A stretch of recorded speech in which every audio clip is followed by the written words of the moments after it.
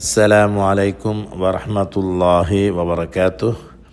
அன்பார்ந்த நண்பர்களே, சகோதரர்களே, உறவினர்களே, இன்று நாம் பார்ப்பது சங்கைக்குரிய ஷேக் அன்சார் மௌலவி தப்லீகி அவர்கள் பிரயாணத்தில் தொழுகையை சுருக்கித் தொழுதல் என்ற தலைப்பில் அந்த பிரயாணத்திட அளவு எவ்வளவு தூரம் இருக்க வேண்டும் என்ற விஷயத்தையும் பேசியிருக்கிறார்கள். அடுத்தது ஷாஃபி மஸ்லக்கில் உள்ள அந்த ஆதாரத்தையும் விமர்சித்தும் பேசியிருக்கிறார்கள். எனவே முதலாவதாக இந்த அவருடைய நிலைப்பாட்டில் உள்ள பிழைகள், அதனுடைய தப்புகள், எந்த இடத்துல தவறு நடந்திருக்கிறது என்ற விடயத்தை பார்த்துட்டு, இரண்டாவதாக ஷாஃபி, மாலிகி, ஹம்பலி மதுஹபை சார்ந்தவர்கள் ஆதாரம் என்ன என்றதை ரெண்டாவது நாங்கள் பார்ப்போம். முதலாவது நாங்கள் எடுத்தோம் என்றால், ஷேக் அவங்க என்ன சொல்கிறாங்கன்னா, குறிப்பாக 16 கிலோமீட்டர் பிரயாணம் செய்தால் தாராளமாக சுருக்கி தொழலாம் என்றுதான் அவருடைய தலைப்பு. அதுக்கு ஆதாரத்தை முன்வச்சிருக்கிறார்கள். அதுக்குத்தான் அனஸ் ரதியல்லாஹு அன்ஹுடைய ஹதீஸை முன்வச்சிருக்கிறார்கள். அதாவது இதா ஹரஜ சலாசத் அம்யால் 3 மைல்கள் அவு ஃபராசிக் அல்லது 3 ஃபர்சக்கள் பிரயாணம் செய்தார்கள் என்றால் ஸல்லல்லாஹு அலைஹி வஸல்லம் செய்வார்கள், சுருக்கி தொழ்வார்கள் என்ற விஷயத்தை பேசியிருக்கிறார். இந்த இடத்துல தான் அவர் அதாவது 3 மைலுக்குள்ளால் 9 மைல் வரும், 9க்குள்ளால் இந்த 9க்குள்ளால் 3 மைல் வரும், 3க்குள்ளால் 9 மைல் என்ன செய்யாது, வராது என்று பேசி அது இப்போ என்ன செய்கிறாரு, சமகால கணக்குப்படி கிட்டத்தட்ட 16 கிலோமீட்டர். சரி, இந்த இடத்துல பிரச்சனை என்னென்னு சொன்னால், இந்த ஹதீஸ் சஹீஹா தஈஃபா என்றால் அது சஹீஹான ஹதீஸ், அதில் எந்த பிரச்சனையும் இல்லை. சஹீஹ் முஸ்லீமில், புகாரிலெல்லாம் இடம்பெறக்கூடிய ஹதீஸ். சரி, ஆனால் பிரச்சனை சஹீஹா தஈஃபான்றதில் இல்லை, அது சஹீன்றதை எல்லாம் ஏற்றுக்கொண்டு இருக்கிறோம். அப்போ எந்த இடத்துல பிரச்சனை வருதுன்றால், இந்த ரிவாயத்தில் அதாவது இந்த ஷக்கும் மினர் ராவி என்று சொல்லுவோம், அறிவிப்பாளருடைய சந்தேகம். அதாவது 3 மைலா 3 ஃபர்சகா, 3 மைல் என்று சொன்னால் அது 3 மைல் தான். 3 ஃபர்சகண்டா கிட்டத்தட்ட 9 மைல் ஆயிரும். அப்போ எங்களோட கிலோமீட்டரை பார்த்தோம்னால் 5 கிலோமீட்டரா 16 கிலோமீட்டரா என்று இல்லை என்பதில் சந்தேகம் தான் வருது. பொதுவாக சந்தேகம் வரக்குள்ள எண்ணிக்கையில் எப்படி வரக்குள்ள ஆக குறைஞ்ச எண்ணிக்கை தான் உறுதியானது, அதுக்கு அங்கால உள்ள சந்தேகத்துக்கு இடமானதாக இருக்கும். இப்போ சந்தேகம் கொண்டு வந்தாலே குறைஞ்சது உறுதியானது என்ற முடிவுக்கு வந்து அடுத்த கட்டத்துக்கு நாம் போகணும். உதாரணமாக தொழுகையில் ஒரு ஆளுக்கு 3 ரக்காத் தொழுதேனா அல்லது 4 தான் சந்தேகம் வந்தால், இல்லை தொழுதது 3 தான் என்ற முடிவுக்கு வந்து அடுத்த 4வது ரக்காத்தை அவர் பூர்த்தி செய்ய வேண்டும். இதுதான் பொதுவான சட்டம். இதே போல் இது 3 மைலா 4 மைலாண்டு பிரச்சனை வரல, 3 மைலா 3 ஃபர்சகாண்டு, அதாவது 5 கிலோமீட்டரா 16 கிலோமீட்டரான்றதில் பெரிய ஒரு சந்தேகம் வருது. இந்த சந்தேகம் வந்தால் ஹதீஸ் கலையில் பொதுவான சில விதிகள் இருக்குது. ஹதீஸ் கலையில் பொதுவான விதி அதில் ஒன்று தான் அத்தலீல் இதா தத்தர்ரக இலைஹில் இஹ்திமால் சகத பிஹில் இஸ்திதலால் அல்லது இதஹ்துமில லம் யகுன் ஹுஜ்ஜத்தன் அல்லது இதா ஜா அல் இஹ்திமால் பதலல் இஸ்திதலால் என்ற மாதிரி பல வசனங்களில் சொல்வார்கள். அதாவது இந்த சந்தேகம் வந்துட்டால், இடம்பாடு அதற்கும் இடம்பாடு இதற்கும் இடம்பாடுன்னு வந்துட்டால் அதில் இருந்து ஆதாரம் எடுக்க இயலாது. இதுதான் சரின்னு சொல்லலாம், 3 மைல் தான் என்னன்னு சொல்ல இயலாது, 16 கிலோமீட்டர் தான் என்று சொல்ல இயலாது, 5 கிலோமீட்டர் தான் என்றும் உறுதியாக சொல்ல இயலாத நிலை வந்துடும். இப்படியான ஷக்கு வந்துட்டால், இஃப்திராப் என்ற விஷயம் வந்துட்டால் என்ன செய்யலாது, அதிலிருந்து ஆதாரம் எடுக்க இயலாது. இப்படி ஆதாரமே எடுக்க இயலாத நிலையில் உள்ள ஹதீஸில் இருந்து தான் ஆதாரம் எடுத்திருக்கிறாரு ஷேக் அன்சார் மௌலவி அவங்க. எடுத்துன்னு செய்கிறாங்க, இந்த 5க்குள்ளால் 3க்குள்ளால் 9 வராத கதையை சொல்லிவிட்டு நாங்கள் பேணுதலுக்காக என்ன செய்வோம், 16 கிலோமீட்டர் எடுப்போம்ன்றாரு. பேணுதல்னு வந்தால் பொதுவான அதுக்குரிய விதி என்ன, அல் இஹ்தியாத் லா யஜிப். பேணுதல் என்றது வாஜிபான விஷயம் இல்லை. ஒருவர் 5ஐயும் எடுக்கலாம், 16ஐயும் எடுக்கலாம் என்ற நிலையில் இருக்கும். ஒரு பேணுதலான இந்த 16 எடுத்துக்கிறவாரு. சாதாரணமாக 5ஐயும் எடுக்கலாம். 5 எடுத்த பிழையாண்டா பிழை இல்லைன்ற நிலைப்பாடு தான் வரும் இந்த இவருடைய கோட்பாடு படி. அப்போ 5 கிலோமீட்டர் உள்ளுக்கு என்ன செய்யலாம்? இந்த 16 கிலோமீட்டர் 5 கிலோமீட்டருக்குள்ளால பிரயாணத்தில் சுருக்கி தொழுத்துவாங்கன்னா அந்த பிரயாணத்துக்குரிய சலுகை தொழுகை மட்டுமில்லை, நிறைய விஷயங்களை இஸ்லாம் சேர்த்திருக்குது. ஒன்று 4 ரக்காத் தொழுகையை 2 ரக்காத்தாக சுருக்கி தொழுதல் என்ற தலைப்பு இருக்குது.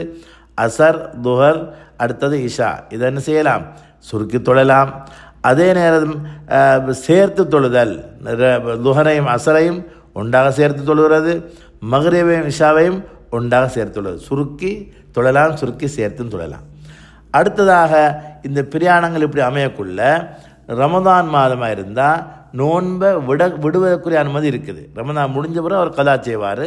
நோன்பை விடுவதற்குரிய அனுமதியும் இருக்குது.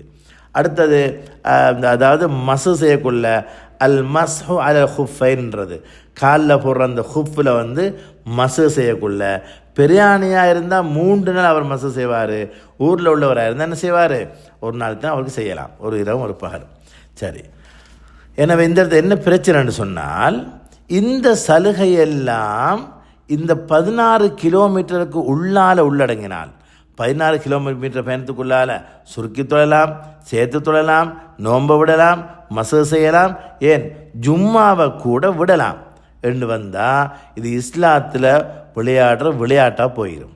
ஊருக்குள்ளால் இருந்து கொண்டே சுருக்கி தொழுறது, ஊருக்குள்ளே இருந்து கொண்டே சேர்த்து தொழுகிறது, ஊருக்குள்ளே இருந்து கொண்டே நோன்பை விடுறது, ஊருக்குள்ளே இருந்து கொண்டே மசூ செய்கிறது, ஊருக்குள்ளே இருந்து கொண்டே ஜும்மாவை விடுற வேலையெல்லாம் வந்துடும்.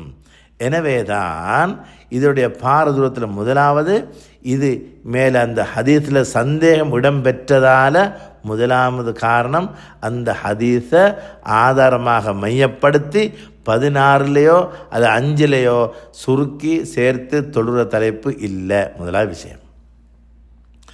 இப்பொழுது நான் அவர் அதில் என்ன சொன்னார், இன்னொரு விஷயம் அவர் சொன்னார். இந்த விஷயத்தை குறிப்பிடாமல் சஹி முஸ்லீம்ல என்னென்று தெரியும் தானே, சஹிஹா ரிவாயத் தானே என்று சொல்லிட்டு அல்லாஹ் ரசூல் நபி அவங்க சொன்ன தெரிஞ்சுட்டு அதை ஏற்கலாட்டை வழிகேடு என்றெல்லாம் நிறைய சொன்னார். எனவே இதெல்லாம் ஹதீஸை சரியாக அந்த உசூலுடைய அடிப்படையில் அவர் விளங்கி இருந்தால் இந்த விபரீதமான முடிவுக்கு ஒரு நாளும் வந்திருக்க இயலாது. எனவே இப்படியான இவருடைய விளக்கத்தை கேட்கக்கூடிய அன்பான சகோதரர்களுக்கு மிக அன்பாகவே நாங்கள் சொல்லுறோம், இந்த விளக்கத்துக்கு பின்னால் போனால் எந்தளவு பாரதூரம்ன்றதை உங்களுக்கு விளங்கிக் கொள்ளலாம். சரி, அடுத்த கட்டத்தில் நான் என்ன போகிறோம்டா, இப்போ ஷாஃபி மஸ்லக்கில் தைஃபான ஹதீஸை வச்சு தான் அமல் செய்கிறார்கள் என்று சொன்னார். அந்த ஹதீஸ் அவர் சொன்ன ஹதீஸ் இருக்குது, அது தைஃப் என்று இருக்குது. ஷாஃபி மதபில் உள்ள உலமாக்களே அது தைஃப் என்ற அந்த ஹதீஸில் உள்ள தோஃபை பலகீனத்தன்மையெல்லாம் விரிவாக பேசியிருக்கிறார்கள். அது எந்த பிரச்சனையுமே இல்லை. இப்போ அந்த ஷாஃபி மஸ்லக்கில் ஷாஃபி மட்டும் இல்லை, ஷாஃபி மதபை சேர்ந்தவர்கள், மாலிகி மதபை சேர்ந்தவர்கள், ஹம்பலி மதபை சேர்ந்த 1400 வருட காலமாக இந்த பிரயாணத்தோடு சம்பந்தப்பட்ட விஷயங்களை எடுத்து பார்த்தோம் என்றால் எங்கிருந்து இந்த விஷயம் வருது என்றால், ரசூலுல்லாஹி ஸல்லல்லாஹு அலைஹி வஸல்லம் அவர்களோட ஒன்றரை கலந்து பிரயாணம் செய்த சஹாபாக்கள், அடுத்தது அந்த சஹாபாக்களில் மாபெரும் அறிஞர்கள் உலமாக்கள்னு சொல்லி அறியப்பட்டிருந்த பலர் இருந்தார்கள். அதிலும் ஆக விசேஷமாக மிக முக்கியமானவர்களாக அறியப்பட்டிருந்தவர்கள் தான் அப்துல்லா இப்னு உமர் ரலியல்லாஹு அன்ஹுமா, அப்துல்லா இப்னு அப்பாஸ் ரலியல்லாஹு அன்ஹுமா. இவர்களுடைய செயற்பாடும் இவர்களுடைய ஃபத்துவாவும் முதன்மையான ஒரு இடத்துல இருக்குது. அந்த ஃபத்துவா அவர்களுடைய நடைமுறையில் வைத்து அதே நேரம் அதை வச்சு தான் என்ன செய்கிறாங்க, சட்டம் எடுக்கிறாங்க. எப்படி எடுக்கிறேன்னு சொன்னால் நான் பார்ப்பேன் அப்படின்னு சொல்லி, அதாவது இவங்க 2 பேரும் ஃபத்துவா கொடுத்து அமைப்படுத்தோம்னா எங்கேயுமே 3 கிலோமீட்டருக்குள்ளால் தொழுறதுக்கு ஃபத்துவா கொடுக்க இல்லை. 16 கிலோமீட்டருக்குள்ளால் சுருக்கி தொடுறதுக்கு இந்த 2 சஹாபியும் எங்கேயுமே என்ன ஃபத்துவா கொடுக்கல. இவங்க ஃபத்துவா கொடுத்த முழுக்க 80 கிலோமீட்டர் தாண்டின அந்த அதைத்தான் ஃபத்துவா கொடுத்துருக்கிறார்கள். சரி, அந்த ஃபத்வா அடிப்படையை பார்த்தோம்னா சஹாபாக்களுக்கு இடையிலேயே அந்த ஃபத்வா தான் பரவலாக இருந்தது. அப்துல்லா பின் உமர் ரலியல்லாஹு அன்ஹுமா, அப்துல்லா பின் அப்பாஸ் ரலியல்லாஹு அன்ஹுமா, இந்த ரெண்டு சஹாபி யார் என்றால் ஸல்லல்லாஹு அலைஹி வஸல்லம் அவர்களுடைய எந்த சட்டமாக இருந்தாலும் மிக துல்லியமாக அறிந்து, மிக துல்லியமாக அதனை அவதானித்து அறிந்து தெரிந்து ஃபத்வா சொல்லக்கூடிய பேணுதலை பெற்றவர்களாக தான் இருந்தார்கள் இவர்கள். இது சஹாபாக்கு இடையில் பிரபலியமாக இந்த விஷயம். அடுத்ததாக இதெல்லாம் புகாரியில் பார்க்கலாம். சஹீல் புகாரில் இருக்குது, சஹீஹ் முஸ்லிமில் இருக்குது. அதாவது கான இப்னு உமர் வ இப்னு அப்பாஸ், அப்துல்லா இப்னு உமர் ரலியல்லாஹு அன்ஹுமா, அப்துல்லா இப்னு அப்பாஸ் ரலியல்லாஹு அன்ஹுமா ரெண்டு பேரும் தொழுகையை சுருக்கி தொழுவார்கள். யுஃப்திரானி ஃபி அர்பஅத்தி புருத், அதே மாதிரி 80 கிலோமீட்டரை கடந்து பிரயாணம் செய்தான்னு சொன்னால் என்னதான் செய்வார்கள்? இஃப்தார் நோன்பை விடுவார்கள். வஹிய சித்ததாஷர ஃபர்சகன், அது 16 ஃபர்சகன் விஷயத்தை சஹீஹுல் புகாரியில் மிக தெளிவாக பார்க்கலாம். எனவே இவர்களுடைய ஃபத்வா தான் சஹாபாக்களுக்கு இடையில கூட மிக பரவலாக பிரபலியமாக அமைஞ்சிருந்து நாங்கள் பார்க்குறோம். அடுத்ததாக பொதுவாக இப்னு உமர் ரலியல்லாஹு அன்ஹு அவங்க மதீனாவிலிருந்து ஹைபருக்கு போனால் அல்லது தாத்து நுசுபுன்ற, அதாவது இந்த 4 புருதுன்றது கிட்டத்தட்ட 80 கிலோமீட்டரை கடந்து போனால் அப்போ தான் தொழுகையை சுருக்கிற வழக்கம் அவர்களிடத்தில் இருந்திருக்கிறது. அடுத்ததாக ஃபுக்கஹாக்களுடைய விஷயத்தை எடுத்து பார்த்தோம்னா எங்களுடைய இந்த ஃபிக்ஹுல ஷாஃபி என்றும் மாலிக் என்றும் ஹம்பலி என்றும் இவர்கள் எங்கிருந்து ஆதாரம் எடுத்தார்கள்? இவர்கள் எல்லாம் இங்கிருந்து தான். அதாவது இந்த சஹாபாக்களுடைய ஃபத்வாவையும் செயற்பாடையும் மையப்படுத்தித்தான் பிரயாணத்துடைய தூர அளவை நிர்ணயிக்கிறதுக்கு அர்த்தம் மையப்படுத்தினார்கள். அதாவது இந்த தூர அளவை இஜ்திஹாது மூலமாக தந்த சுய ஆய்வில் சொல்கிற விஷயம் இல்லை. அவர்கள் ரசூலுல்லாஹி ஸல்லல்லாஹு அலைஹி வஸல்லம் ஒன்றாக கலந்து பல பிரயாணம் போய் கண்ட விஷயத்தில் தான் அந்த முடிவிலிருந்து சொல்லியிருக்கிறார்கள். இதனை சஹாபாக்களும் முழுமையாக ஏற்றுக்கொண்டிருக்கிறார்கள். இதனால தான் இந்த ரெண்டு பேருடைய ஃபத்வாக்கும் உலமாக்கள் என்ன சொல்கிறார்கள்? ஹுக்முர் ரஃப்இ லஹா ஹுக்முர் ரஃப். இவங்களுடைய ஃபத்வாக்களுக்கு மர்ஃபூவான ஹதீஸுக்குரிய மர்ஃபூவானதுக்குரிய அந்த அந்த அந்த அதாவது என்ன செய்கிறோம்? அந்த ஹுக்மை நாங்கள் இது கொடுக்குறோம். அப்படி ரசூல் ஸல்லல்லாஹு அலைஹி வஸல்லம் நேரடியாக ஒரு இல்மை கற்று அதை வெளியங்கன்னு சொல்லுவாங்களோ அதற்குரிய அந்த தராதரத்தை, அதற்குரிய தரம், அதற்குரிய உயர்வு இவர்களுடைய ஃபத்வாக்கு இருக்கிறது என்றதை வச்சு தான் என்ன செய்கிறாங்க? 80-83 கிலோமீட்டர் கடந்தால் தான் தொழுகையை சுருக்கலாம் என்ற முடிவுக்கு உலமாக்கள் வருகிறார்கள். அடுத்து நாங்கள் பார்ப்போம். பொதுவாக இந்த அப்துல்லா இப்னு அப்பாஸ் ரலியல்லாஹு அன்ஹு அவங்க தொழுகை நேரத்தை சுருக்க விஷயமா பேசுகிற அந்த விஷயங்களில் முவத்தா மாலிக்கில் பார்க்கலாம். இமாம் ஷாஃபி ரஹ்மஹுல்லா, பைஹக்கி ரஹ்மஹுல்லா அவங்க சஹீஹான சனதில் ரிவாயத் செஞ்சுக்கிறாங்க. அதாவது அப்துல்லாஹ் இப்னு அப்பாஸ் ரலியல்லாஹு அன்ஹுமா கான யுஸ்அல் அன் மசாஃபத்துல் கஸ்ர், மசாஃபத்துல் கஸ்ர் தொழுகையை சுருக்குவதற்கு முடியுமான அந்த பிரயாணத்துடைய தூர அளவை பற்றி கேட்டால் அவங்க என்ன சொல்லுவாங்க? அவங்க 3 பிரதான ஏரியா காட்டுவாங்க. மக்கா முக்கர்ரமால இருந்து நீங்கள் போகிற தூரம், உஸ்பானுக்கு போகிறீங்க, 80 கிலோமீட்டர் கடந்த தூரம் போகிறீங்க, அப்போ செய்யலாம். மக்கா முக்கர்ரமாலேருந்து ஜித்தாவுக்கு போகிறீங்க, அதுவும் என்ன 75-80 கடந்த தூரம், அந்த தூரத்துக்கு போனால் செய்யலாம். அடுத்த மக்கா முக்கர்ரமாலேருந்து தாயிஃபுக்கு போகிறீங்க, 90-150 கிலோமீட்டர், அங்கே போனால் என்ன செய்யலாம்? உங்களுக்கு நீங்கள் தொழுகையை சுருக்கி கொள்ளலாம் என்று செஞ்சுக்கிறாங்க, ஃபத்வா கொடுக்குறாங்க. எனவே இப்படியான விஷயங்களை மையப்படுத்தித்தான் இந்த ஃபத்வாக்கள் அமைஞ்சிருக்குது. அடுத்து நாங்கள் பார்ப்போம். ரசூலுல்லாஹி ஸல்லல்லாஹு அலைஹி வஸல்லம் அவர்களுடைய அந்த தூர பிரயாணங்கள்லாம் எடுத்து பார்த்தோம்னு சொன்னால் ஒன்று பார்க்கலாம். மதீனாவில் இருந்து மக்காவுக்கு போனால் ஸல்லல்லாஹு அலைஹி வஸல்லம் போகிற நேரங்களில் சுருக்கு தொழுதாங்க. ஒன்று ஃபத்ஹுல் மக்காவாக இருக்கலாம். அடுத்தது இந்த ஹஜ்ஜுக்கு ஹஜ்ஜத்துல் வதாவுக்கு போனாங்க, ஹுதைபியாவுக்கு போனாங்க, உம்ரத்துல் கதா போனாங்க. இது எல்லா கட்டங்களும் துல் ஹுலைஃபா கடந்து போகிறாங்க. அதாவது அது அடுத்தது தபூக்கு போகிறாங்க. மக்காவுக்கு கிட்டத்தட்ட 500 கிலோமீட்டர், 450-500 கிலோமீட்டர் இருக்கும். அதே போல் புகாரில் அந்த ரிவாயத்தில் கொண்டு இருக்குது. அடுத்தது தபூக்கு நாங்கள் எடுத்துக்கொண்டோம்டா, தபூக்கு கிட்டத்தட்ட 700 கிலோமீட்டர் கடந்து போனாங்க. போகக்குள்ள 20 நாள் போகணும், 20 நாள் வரணும்.